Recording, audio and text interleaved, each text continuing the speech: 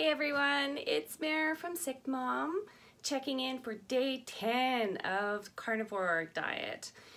There's not a lot to report today as far as the eating or how I've been feeling or anything other than just really feeling tired at the moment. Today was kind of a very heavy rest day, and I take those days when I need them. But what happens on those rest days a lot of the time is I'm just not hungry as it is. And so now with carnivore coming into play, you know, I just really haven't had a big appetite for the last couple of days. So finally at about, I don't know, it was probably about 10 o'clock. I was like, okay, just remember, you need to eat like it's your job. That's what a good friend of mine said to me, that was some advice someone had given her when she first got started with carnivore. And you know what, you really kind of have to make it your job, regardless of whether, you know, you feel like it or not. Like, I understand there's intermittent fasting going on with a lot of carnivores, and that's cool. But intermittent fasting, I think, is probably good when you have been eating enough in a day and that you know, haven't gone like almost an entire day, 2-3 days in a row without eating much. So it was really time for me to just buckle down. So I grabbed some pulled pork that I had in my deep freeze and I crisped it up nicely in the frying pan and added a little bit of bacon grease to it because it was pretty lean, the pork that I had. So trying to up that fat content, still trying every day. I'm remembering that even if I'm eating, I need to make sure that I'm getting enough fat. So I had some cheese earlier in the day, which was good. I just kind of felt like having something a bit salty. So I thought, okay, we'll have a bit of cheese and we'll see how that goes.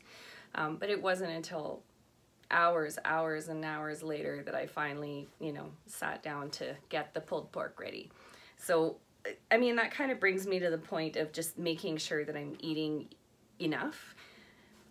You've probably heard me in some of the other videos talking about the kind of nausea that I deal with. It's something that I sort of have going on every day, and that's something that the Ehlers-Danlos, the psoriatic arthritis, and the fibromyalgia, as well as migraines, those 4 things can all individually be responsible for having a daily level of nausea.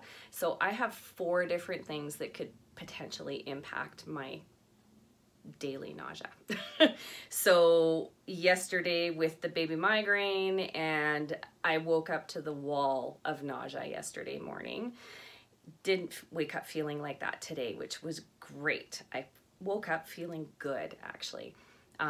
Other than just really tired, like the tired where you feel like you can barely carry your body around. So after I helped my daughter get ready for school and, you know, brought her to the bus stop, came home, and I just looked at my bed and I'm like, oh, hello, my friend. Yes, we need to get reacquainted already. I know it's only been like an hour, but yeah, game on. So I slept for a good part of the day today, but I needed that. And that's, I guess, what being on disability and just being in full-on self-care mode, that's what it's about. And that took me a long time to get okay with that because I was just always so used to sustaining, you know, when I'm feeling well, sustaining a high level of activity or just, you know, doing stuff during the day and, you know, even reading. On days like today, no, it's not even something that I can like lie down in bed and read a book. I don't have enough energy to focus and concentrate on that. And, you know, that's one of the reasons too why I decided to do this on YouTube instead of writing a blog about my experiences. I've done that before. I started blogging close to a decade ago with my site called Wheatless, because when I went gluten-free, I had to learn all over again how to cook and bake, and I wasn't going to give up things like pancakes in those days because that was one of the few things that, you know, I found tolerable on a daily basis. So I had kind of gone through and reinvented a bunch of recipes. But in those days, I didn't have the level of fatigue and the level of brain fog that I have now. So sitting down to write a daily blog is too much. But I can sit here and have a 10-15 minute conversation with you, and I'm okay with that. I can get the thoughts out, and you'll notice that between days, sometimes it's very clear and I don't have to pause a lot and think about what I need to say next. Other days, there's like the pregnant pauses in between. And I haven't edited all of that out of my videos for a reason. I want to have a really good idea in a couple months' time as to whether or not that's improved. So I'd kind of take out, like, you know, if there's bloopers and stuff, yeah, I'll take those out. Or if I needed to really say something over again because I felt like I couldn't get it out clearly the first time, yeah, I'll redo that. But I try to leave this as intact as possible. Unless, you know, there's also parts that I just take out just for the sake of not having a video that goes on and on for 25 minutes about stuff that's not related. So I tend to just keep it nice and clean for you guys. Yeah, so feeling better after the food. Happy that I don't feel nauseous at the moment. And I did have a little bit of whipped cream a little while ago too, just to top that up a bit. And I had some electrolytes before I was making my breakfast at 10 p.m., I guess you could say. And I thought, you know, I haven't really had that much to eat today or the day before. So, you know, I'm keeping up on my electrolytes. I'm finding that that's helping. Not necessarily with like overall fatigue or anything, but I do feel like I can concentrate a little bit better.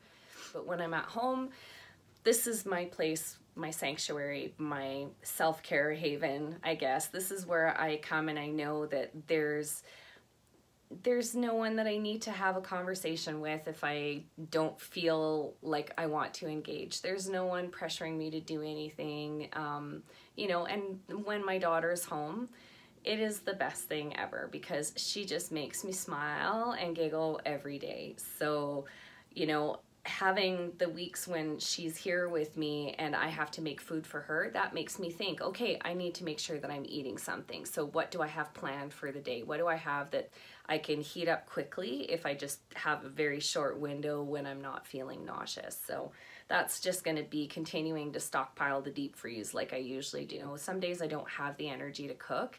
And yeah, it's wonderful to go out and barbecue or to be making stuff from scratch every day. I don't have that kind of energy yet. So that's why I tend to plan meals where I can cook things in bulk a little bit more and then just portion them out and chuck them in the freezer. 3 minutes in the microwave or overnight in the fridge, or just even tossing it in a frying pan on low heat to thaw it out as it starts to cook. That works for me. So still planning strategies for just making sure that I don't forget to eat.